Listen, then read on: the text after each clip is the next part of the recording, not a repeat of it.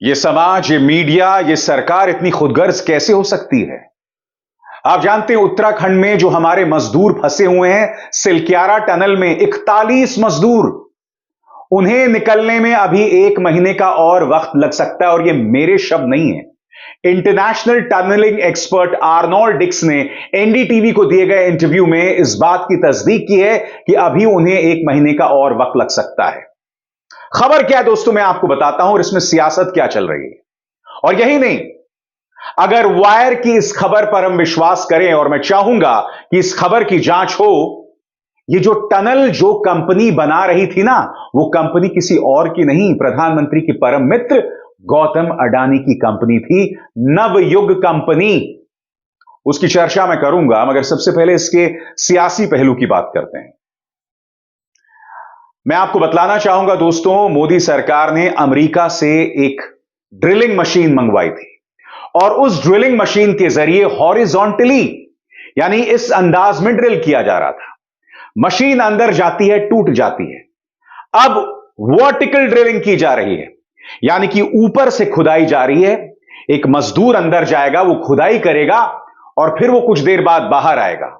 और इसके लिए भारतीय सेना मद्रास सैपर्स की मदद ली जा रही है। यानी कि एक बार फिर एक बड़ी चुनौती, एक बड़े संकट के लिए भारतीय सेना हमारे बचाव में आई है दोस्तों। मगर आज जो मुद्दा मैं आपके सामने लेकर आया हूं दोस्तों, याद कीजिएगा, पुष्कर सिंह धामी, उत्तराखंड के मुख्यमंत्री पुष्कर सिंह धामी टनल में फंसे एक मजदूर गब्बर सिंह से बात कर रहे थे कि बस अब कुछ ही घंटे रह गए हैं, हम आपको बाहर निकालने वाले हैं, मोदी जी की पूरी निगाह है आप पर। याद कीजिएगा, और यह सब कुछ हो रहा था कैमरे के सामने। क्यों? क्योंकि अगर चंद घंटों में वो बाहर आ जाएंगे तो इसका फायदा चुनावों में भी लिया जा सकता है। और मुझे इतना सा भी शक नहीं होता दोस्तों कि अगर वोटिंग वाले दिन उन मजदूरों के साथ प्रधानमंत्री लंच भी करते, मगर बदनसीबी से वो बाहर नहीं निकल पाए। जो ड्रिलिंग मशीन इस्तेमाल की जा रही थी वो टूट गई। मगर सबसे पहले देखिए पुष्कर सिंह धामी इस मुद्दे पर क्या राजनीति कर रहे थे, देखिए। हाँ, गब्बर सिंह जी, मैं पुष्कर सिंह धामी बोल रहा हूँ। राम राम। कैसे हैं आप लोग?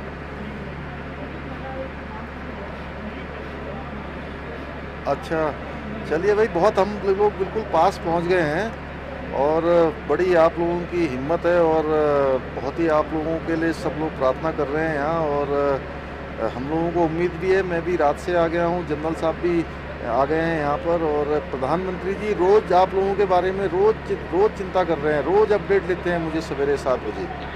हर चीज एक कैमरा अपॉर्चुनिटी है, हर चीज के लिए कैमरे की जरूरत है, हर चीज कैमरे के सामने होगी, हर चीज के लिए श्रेय लिया जाएगा, क्रेडिट लिया जाएगा। मैं आपसे सवाल पूछना चाहता हूं, अब कितने न्यूज चैनल्स ये सवाल पूछ रहे हैं? कितने न्यूज चैनल्स आपके सामने सवाल रख रहे हैं कि आर्नोल्ड डिक्स के मुताबिक क्रिसमस तक का वक्त लग सकता है? जी हां, यह मेरा बयान नहीं, यह आर्नोल्ड डिक्स का बयान है। मगर सबसे शॉकिंग बात जो सामने उभर कर आई है, और इसकी पड़ताल किसी और ने नहीं, द वायर ने की है। द वायर का कहना है कि जो कंपनी इस टनल के लिए जिम्मेदार है उसका नाम है नवयुग कंपनी, जो कि आंध्र प्रदेश में बेस्ड है। मैं आपको बतला दूं, ये जो टनल बनाया जा रहा था ना, प्रधानमंत्री की जो महत्वाकांक्षी योजना है, 4 धाम योजना, उसी का हिस्सा थी। प्रधानमंत्री ने ही इसका उद्घाटन किया था। अब आपके सामने नतीजा है, वो टनल गिर गया जिसमें हमारे 41 मजदूर फंसे हुए हैं। मगर जो बात मैं आपको बतला रहा हूं दोस्तों, आपको ध्यान से सुनना होगा। आपको इस कंपनी पर गौर करना पड़ेगा, इस खबर के मुताबिक, जिसका नाम है Navyug company, Navyug engineering company. इसकी कहानी क्या है और अडानी ने इसे कैसे हासिल किया, यह भी आपको ध्यान से सुनना पड़ेगा। नवयुग इंजीनियरिंग कंपनी आंध्र प्रदेश की कंपनी थी और चंद्रबाबू नायडू, जब तेलुगु देशम पार्टी की वहां सरकार थी, उनके बहुत करीब थे। जैसे ही सत्ता पलटी और जगन रेड्डी मुख्यमंत्री बने, तो नवयुग कंपनी का बुरा समय शुरू हो गया। जगन रेड्डी ने नवयुग कंपनी से सारे प्रोजेक्ट छीन लिए और बात वहां नहीं रुकी।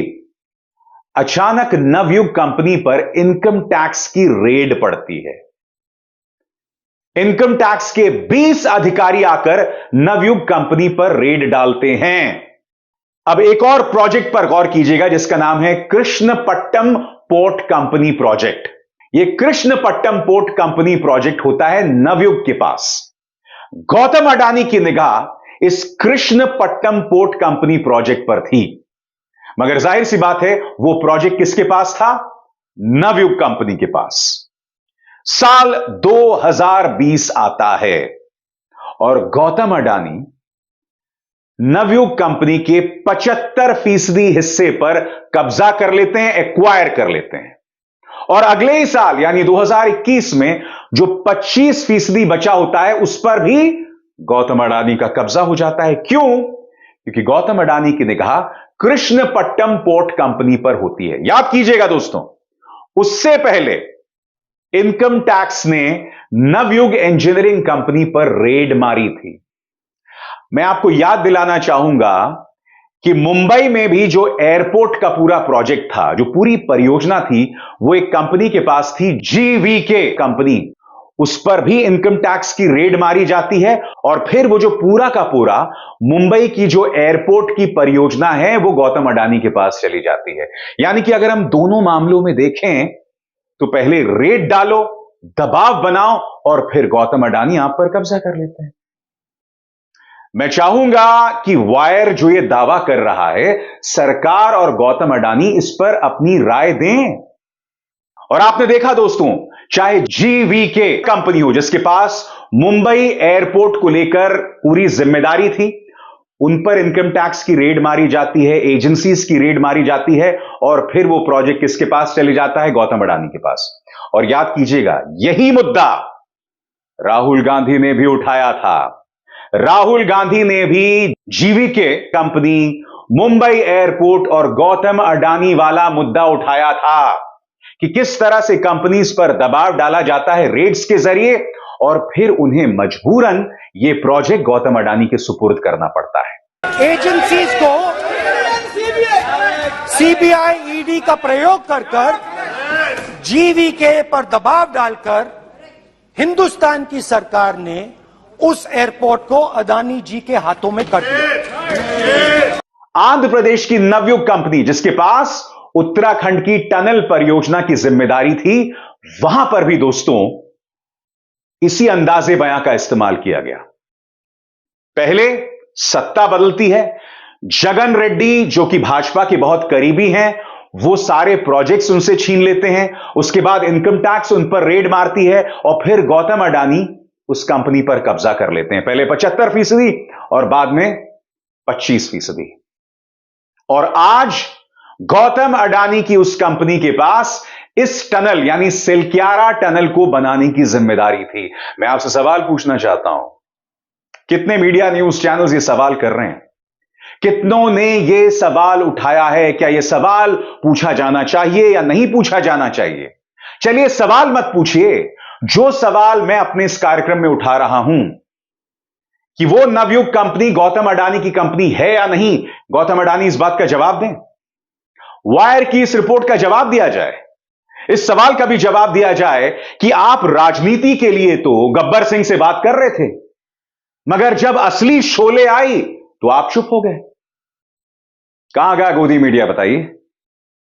याद कीजिएगा दोस्तों, आज से कई सालों पहले प्रिंस फंस गया था एक गड्ढे में। 24 घंटे कवरेज चली थी और फिर हम प्रिंस को बाहर निकाल पाए थे। यहां एक प्रिंस नहीं है, यहां 41 राजा हैं, क्योंकि प्रिंस तो बच्चा था ना, पिता तो राजा हुआ। मैं आपसे सवाल पूछना चाहता हूं, आज मीडिया 24 घंटे इसकी कवरेज क्यों नहीं कर रही है? मीडिया किस तरह का कचरा चला रहा है, मुलाहिजा फरमाइए। इसी तरह का कचरा चल रहा है दोस्तों, धर्म के नाम पर, अनाप शनाप मुद्दों के नाम पर। राजस्थान के चुनावों में कन्हैया लाल के मुद्दे को ज्वलंत किया जा रहा है, जबकि अशोक गहलोत सरकार ने तमाम कार्रवाई की थी। मैं आपसे फिर पूछना चाहता हूं, हम अपनी इंसानियत को इस तरह से कैसे खोते जा रहे हैं? आप जो इस देश के नागरिक हैं, आप उत्तराखंड के उस सिलक्यारा टनल में फंसे मजदूरों को कैसे भूल सकते हैं?